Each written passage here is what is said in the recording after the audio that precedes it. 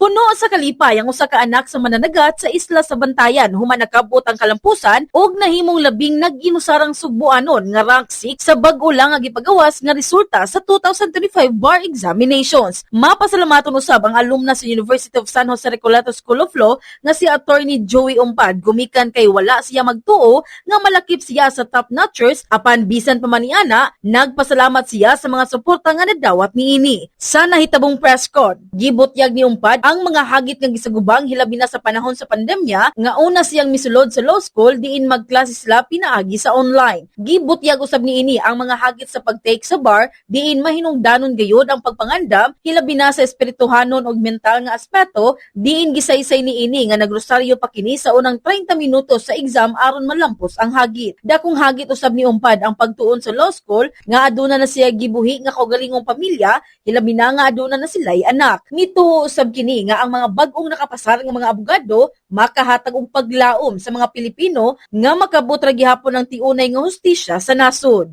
My wife, so I also have responsibility for the family, for my wife. So it's a challenging but I just have to manage this.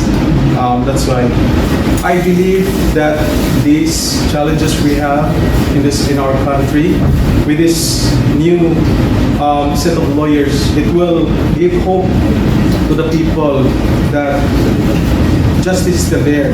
Gikan sa Sugbo, kini si Bombo Joanna Cañati, and this is a Bombo Radio Philippines, the #1 and most trusted source of news and information. Basta Radio, Bombo!